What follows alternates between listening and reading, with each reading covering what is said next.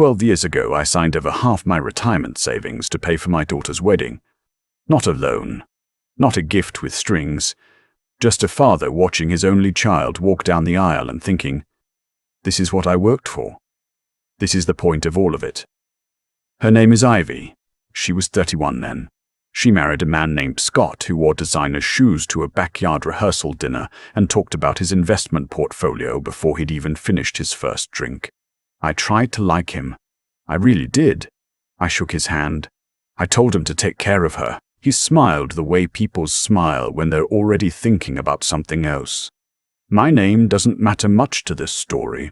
What matters is that I was a machinist for 34 years, started on the floor at 22, worked my way up to floor supervisor, retired at 56 with a pension that wasn't going to make me rich but would keep me comfortable. I owned a modest house in western Pennsylvania. I drove a 10-year-old truck. I had $340,000 in savings that I had spent 3 decades building. One paycheck at a time. One skipped vacation at a time. One I'll fix it myself at a time. And I gave $170,000 of it to Ivy without blinking. She cried. She hugged me in the parking lot of that little Italian place where we'd had her birthday dinner since she was 8. She said, "Dad, I don't know what I'd do without you." I held on to that for a long time, longer than I should have. The wedding was beautiful. She was radiant. Scott's family was polite in that cool, distant way that certain people have. The kind of polite that isn't actually warmth. It's just the absence of visible contempt. They lived in Connecticut. Old money, or something close enough to it. Scott's father had been a partner at a law firm. His mother had that particular voice. Not unkind, just very, very sure of herself. Ivy moved to Connecticut after the wedding. That was expected. Scott's firm was there. His family was there. I understood. What I didn't understand was how fast things changed after that. The first Thanksgiving, she flew back. We had it at my house, just the two of us and Scott, because my wife passed 8 years before, and I never remarried. I cooked everything from scratch the way she grew up eating it. She seemed happy. Scott was on his phone most of the evening, but I told myself that was just his generation, his personality, nothing personal. The second Thanksgiving, she called 2 days before to say they were going to Scott's parents in Greenwich instead. I said, of course, that's fine. We'll figure something out for Christmas. She said yes, definitely Christmas. Christmas that year, she called Christmas Eve to say the weather was bad and the roads weren't safe. I looked outside at my dry, cleared street and said I understood. I'm not a man who makes scenes. Never have been. My father raised me to handle things quietly, to not burden people with your feelings, to just keep going. I am, for better or worse, very good at just keeping going. So I kept going. I called every Sunday. Sometimes she picked up. Sometimes she'd call back Tuesday or Wednesday with a quick, distracted check-in. Everything fine. Work is crazy. Scott says hi. She never said Scott says hi. I invented that part in my own head because it felt better than the alternative. I retired fully at 58. The pension covered my basic expenses. I had the remaining savings, my paid-off house, and a lot of quiet afternoons. I started a small woodworking project in the garage.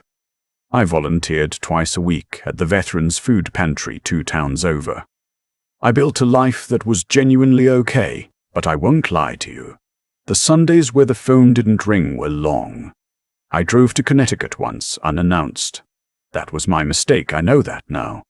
It was her birthday, her 35th. Her 35th. I'd bought her a bracelet, nothing extravagant, just something I'd seen in a shop window and thought of her immediately. I drove 6 hours. She opened the door, and the look on her face was not happiness. It was something closer to alarm. She stepped outside and pulled the door almost closed behind her. I noticed that. I noticed the way she positioned herself between me and the interior of the house. She said they had people coming for dinner. She said she wished I had called first. She was kind about it, careful. But I heard what was underneath it. I had shown up and she needed me to leave before Scott's friends arrived. I gave her the bracelet in the driveway. I drove 6 hours home. I didn't tell anyone about that. Not my buddy Frank from the plant who'd retired the year before me. Not my sister out in Ohio. I just came home and put the leftovers I'd packed for the trip back in the refrigerator and sat in the kitchen for a while. I thought, I'm reading too much into things. She's busy. She has a life. This is normal. But somewhere under all the justifications I was stacking up like firewood, I knew. I knew the way you know when a machine is running wrong even before anything breaks, a sound that's slightly off, a vibration that wasn't there last week. You can ignore it. Plenty of people do. But you know. The clarity came 2 years later at Easter. Ivy called to tell me they were hosting Easter this year. Her, Scott, and both sets of parents. My first thought was happiness, genuine happiness. I was being included. I went online and ordered a new dress shirt. I arranged for my neighbor to watch the dog. I confirmed the date 3 times. I drove up the Friday before, planning to arrive Saturday and help set up. Saturday morning, she called while I was 40 minutes outside Hartford. She said she needed to talk to me about something. She said Scott's parents were very particular about gatherings. She said they'd been having some tension with Scott's mother lately, and she thought it might be better if I came for a separate Easter, just the 2 of us, maybe the following weekend. I was on the interstate, merging traffic to my left. I asked her to say that again. She repeated it, gentler this time, like gentleness would change the content of the words. I took the next exit. I sat in a McDonald's parking lot for about 20 minutes. I had a cup of coffee. I didn't drink. I called her back. I said, Ivy, I need to ask you something directly, and I need you to answer me honestly.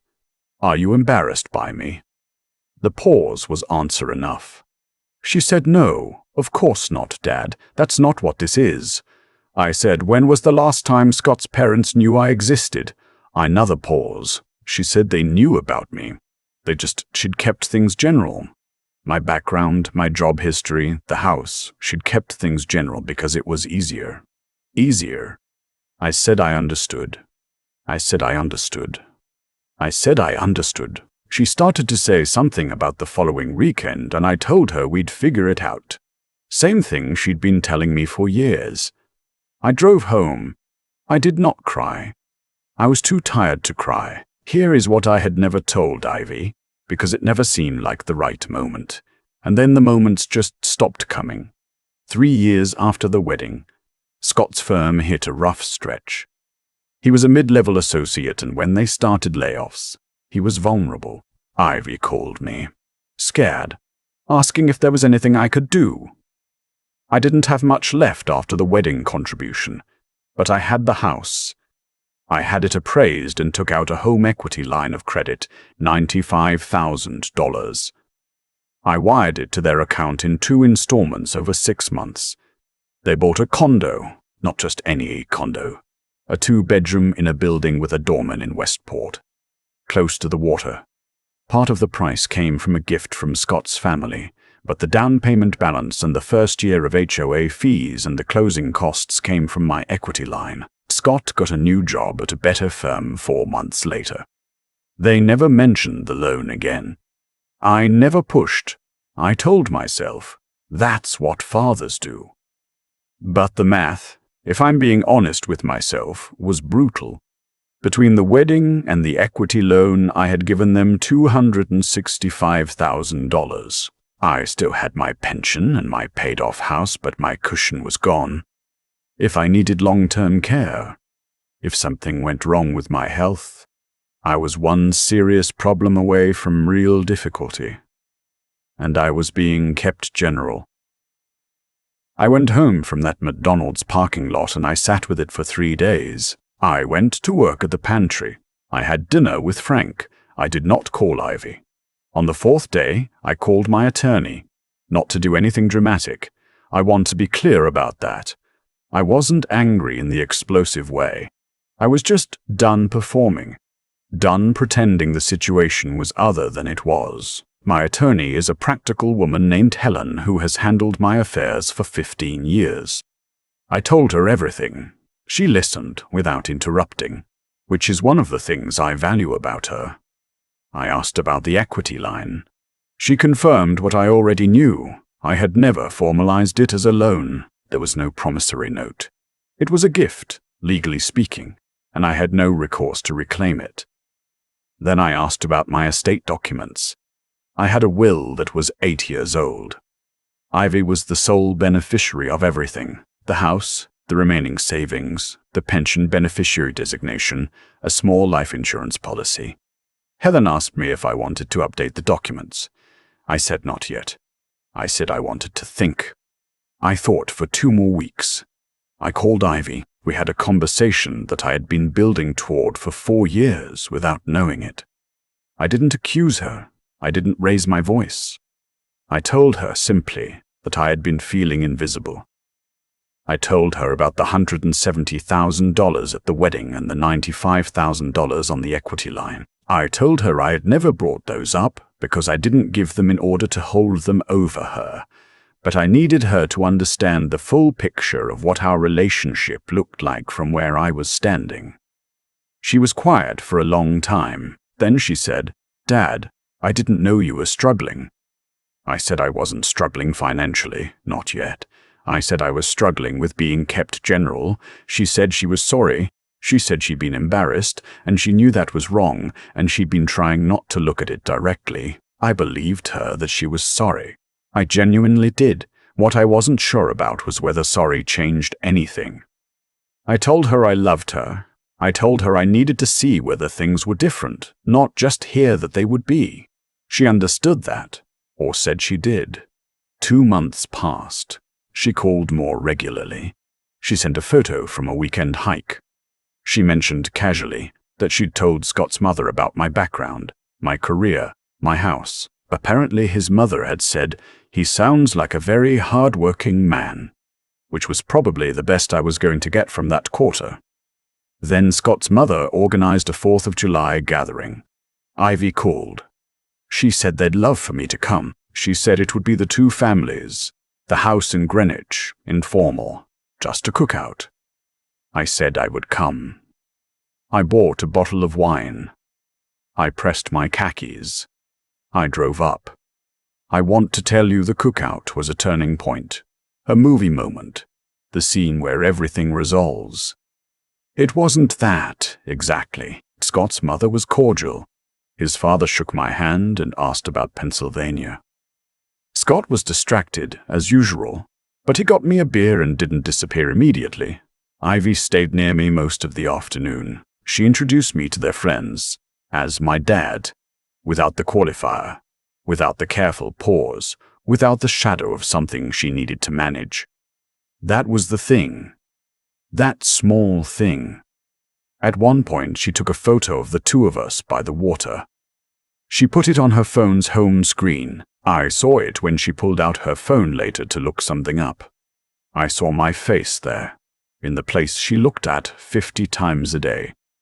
I went home that night, and I thought about what I wanted to do. I had 2 updated documents sitting with Helen, unsigned. The first was a new will that divided my estate between Ivy and 3 charities I cared about: the Veterans Pantry, a scholarship fund at the community college in my county, and my church's building fund. Not disinheriting her, but no longer giving her everything by default. The second was a revised beneficiary designation on the pension. I had also quietly put my house on the market as a preliminary inquiry. Nothing listed publicly, just a conversation with a local real estate agent named Roy about what it would bring if I chose to sell. He said $100,000 in the current market, maybe more. I noted that and filed it away. I had been prepared, is what I'm saying. Prepared to act if the pattern held. But sitting in my truck outside my own house that July night, thinking about that photo on her phone, I made a different calculation. I went inside and called Helen. I told her to shred the revised documents. I told her I wasn't ready to give up on my daughter. Then I called Ivy. She picked up on the second ring. I said, "I need you to know something. Before all of this gets any easier, I need you to know what I was prepared to do." I told her about the documents. I told her about the conversation with Roy about the house. I told her that I had been, very quietly and very seriously, in the process of restructuring my entire estate. Because I wasn't sure I had a daughter anymore. I wasn't sure I had anything more than a financial history with someone who used to be my daughter. She didn't speak for a long time. Then she said, very quietly, "Dad." Just that. Just my name in her voice, the way she said it when she was small and scared and needed me to fix something. I said, "I'm not telling you this to punish you. I'm telling you. Because I spent 4 years being invisible, and I spent 3 months deciding what to do about it. And I'm choosing you. But I need you to understand what choosing you means from where I'm standing," she cried. Not performed crying, the real kind, ragged and ugly and genuine. She said she was sorry. She said it about 6 times, and each time it meant something different. Sorry for Easter, sorry for the drive-by birthday, sorry for keeping me general, sorry for not understanding what it cost me to just keep going without complaint, sorry for making me feel like a figure in the background of her life when I was supposed to be the foundation of it. I said I knew.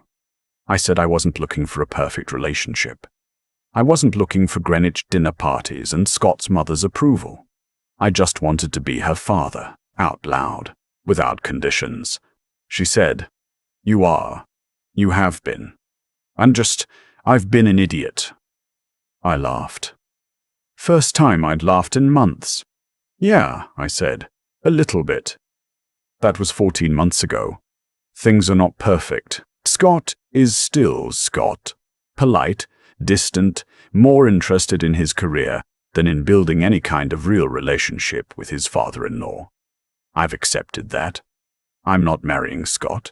I married his father in a parallel universe where I made worse decisions. That's his problem now, but Ivy's different.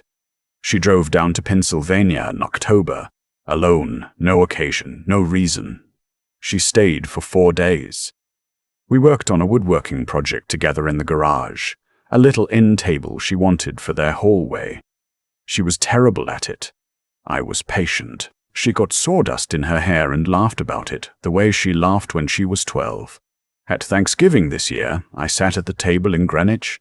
Scott's mother made her green bean casserole and I complimented it, and meant it. When she cleared the plates, she leaned over to Ivy and said something I wasn't supposed to hear, but did. She said, "Your father has very good manners." Ivy looked at me across the table. She smiled with her whole face. I want to be careful about what I'm saying here, because I've watched enough feel-good stories go sideways to know that a nice Thanksgiving doesn't guarantee anything. People don't change like a switch flipping. They change the way a season changes. So gradually, you don't notice until one day the light is completely different. I don't know what the next 5 years look like. I don't know if I'll ever fully understand what made my daughter pull away from me during those years. I've thought about it a lot. The sociology of it, the class anxiety that Scott probably introduced without meaning to, the way a person can slowly reshape themselves to fit a new environment and not realize what they're leaving behind until someone holds up a mirror. I can be angry about it. I am sometimes, late at night when the house is quiet and I do the math again. $265,000, 12 years, a 6-hour drive home from a driveway. But I also know this. I chose to go back. I chose to shred those documents. I chose to call her instead of executing a quiet, legally clean disappearance from her financial future, which was what she would have deserved, technically, if this were a transaction and not a family. It's not a transaction. It never was. I knew that even when I was sitting in that McDonald's parking lot with a coffee going cold in my hand, the point of the $170,000 was never to be paid back. The point of the equity line was never to be acknowledged. The point was her. The whole point was always her. The whole point was always her. I just needed her to act like it. And now, most days in the way that matters most, she does. I still have the revised documents on a flash drive in my desk drawer. Not because I plan to use them, but because some lessons are worth keeping close. Because a man who spent 34 years listening to machines knows the difference between a problem that's been fixed and a problem that's been quiet for a while. I believe my daughter has changed. I also believe in keeping my tools sharp. Both of those things can be true. Both of those things are. I've thought a lot about what made Ivy pull away. Not to excuse it, there's no excuse worth much, but to understand it, because understanding is the only tool that actually helps you move forward without dragging the wreckage behind you. What I came to was this. She wasn't a bad person who did bad things. She was a person who made a series of small choices, each one individually defensible, that added up to something genuinely ugly. She told herself it was easier to keep me general, that Scott's world had its rules, that I wouldn't understand, or wouldn't fit, or that it was temporary and she'd sort it out later. She told herself these things until she didn't have to think about them anymore. That's how most damage gets done, not in one dramatic moment of cruelty. In 100 small decisions to look away, and I had my own version of that, if I'm honest with myself.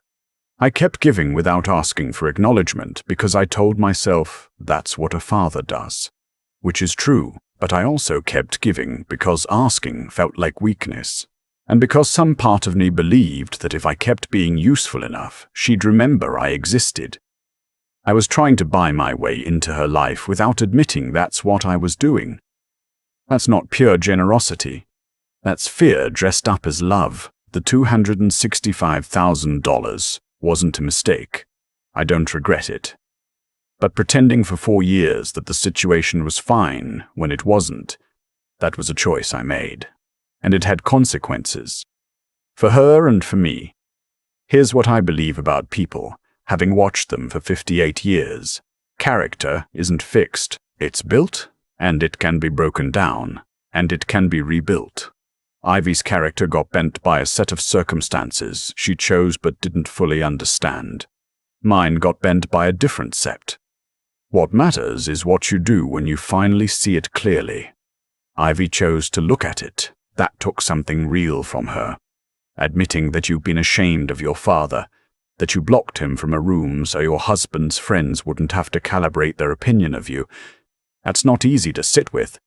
Easy people don't sit with it. They get defensive or they disappear. She sat with it. And I chose to give her the chance to rebuild. Not because I'm a saint. Not because I'd forgotten the 6-hour drive home or the cold coffee or the sound of her stepping outside and pulling the door almost suit behind her. I remember all of that. I kept the revised documents on a flash drive precisely so I wouldn't forget what I was capable of deciding if I needed to. I chose her because that's what I decided I was. A man who chooses his daughter, even when she makes it hard.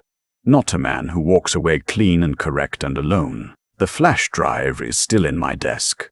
That's not cruelty. That's clarity. A person who has faced what I faced and chosen grace anyway is not obligated to be naive about it. You can forgive someone and still stay awake. You can love someone and still keep your tools sharp. What I know now that I didn't know 4 years ago is this. The quiet endurance I was raised to perform. Just keep going, don't burden anyone. Handle it without complaint. That's not strength.